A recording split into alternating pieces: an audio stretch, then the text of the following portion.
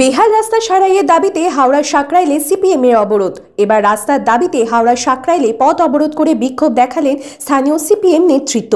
তাদের অভিযোগ, প্রায় 6 কিলোমিটার রাস্তার অবস্থা ভাঙাচোরা। ভাঙা রাস্তায় রোজই ঘটছে দুর্ঘটনা। রাস্তা সংস্কারের দাবিতে এদিন প্রায় ঘণ্টাখানেক পথ অবরোধ করে বিক্ষোভ হয়। অভিযোগ, হাওড়ার সাকরাইল স্টেশন থেকে মানিকপুর পর্যন্ত প্রায় 6 কিলোমিটার রাস্তা গত 3 বছর ধরে ভাঙাচোরা জরাজীর্ণ অবস্থায় রয়েছে। ভাঙাচোরা রাস্তায় প্রতিদিন ঘটছে দুর্ঘটনা। সাকরাইলে বিস্তীর্ণ এলাকার মানুষ এই রাস্তা দিয়ে প্রতিদিন যাতায়াত করেন। স্থানীয় বিডিও থেকে বিধায়ককে জানিয়েও কোনো রকম ফল মেলেনি বলে অভিযোগ।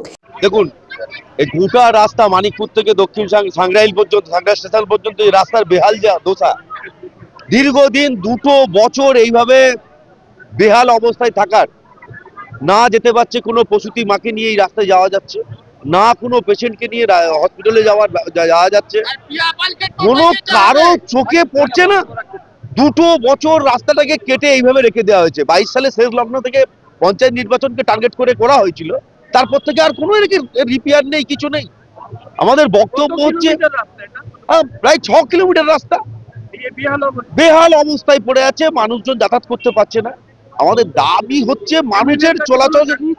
আমরা বিডিও সাহেবের কাছে 10 তারিখে মানবাধিকার যে দিবস ছিল, সেই দিবসে আমরা গিয়েছিলাম, তার আগেও গিয়েছি, বারে বারে বিডিও সাহেবকে বলেছি যে এই রাস্তার প্রয়োজনীয় ব্যবস্থা গ্রহণ করুন। দেখুন, তিনি তো দেখুন কাঁচ ঘেরা কালো কাঁচের গাড়িতে, হাই সকারের গাড়িতে যাতায়াত করেন, অর্থাৎ তার এ ব্যাপারে কোনো নজরদারিতে আসবে বলে আমরা মনে করি না। তাকে বলার দরকার আছে।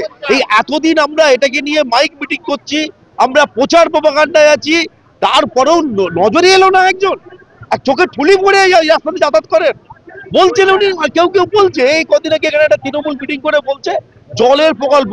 আরে জলের প্রকল্প হয় না কোথাও, জলের প্রকল্প তো প্রতিটা জায়গায় হয়।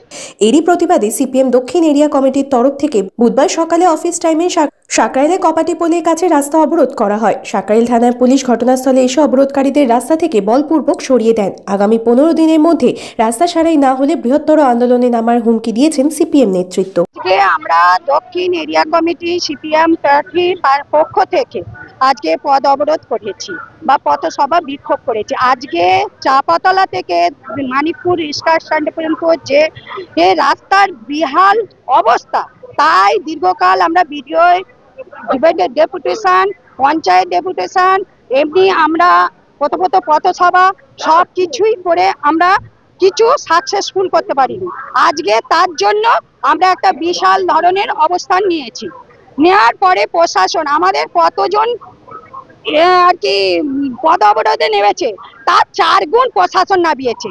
আজকে প্রশাসনের কোন জায়গায় ভূমিকা, সাকরাইল থেকে আমাদের মানিকপুর সাকরাইল স্টেশন থেকে যে রাস্তার পরিস্থিতি, মানিকপুর রিক্সা স্ট্যান্ডের এমএলএও জানেন, বা আমরা ভিডিও জানিয়েছি, ভিডিও ডেপুটেশন দিয়েছি, ভিডিও জানিয়েছি, এবং আমাদের পঞ্চায়েতগুলো ডেপুটেশন দিয়েছি রাস্তা সংস্কার করার জন্য। আজকে দীর্ঘদিন তার মানে কিছুই করছে না, উনি এলোপেলে করে উড়ে চলে যাচ্ছে। তো পিয়াপাল না, কিছুই করছে না। উনি কেন করছে না সেইটাই তো আমাদেরও প্রশ্ন। টাকাগুলো যাচ্ছে কোথায় এই রাস্তা উন্নয়নের কাজে? এই 3 বছর অতিক্রম করছে, 3 বছর অতিক্রম রাস্তার এই পরিস্থিতি। আমরা অবরোধ করেছি মিনিট 20 মতো। হ্যাঁ, পুলিশ এসে বললো বড়বাবু, আগের বড়বাবু যিনি ছিলেন তিনি ট্রান্সফার হয়ে এখন নতুন বোধহয় বড়বাবু এসছে, উনি দায়িত্ব নিল। আমাদের দাবি ছিল যে বিডিও সাহেব আসুক, এসে এই আন্দোলনের মোকাবিলা করুক বা করে বলুক যে রাস্তাটা আমরা কবে মেরামত করব। তা উনি বিডিও সাহেবকে দায়িত্ব নিলেন। বড়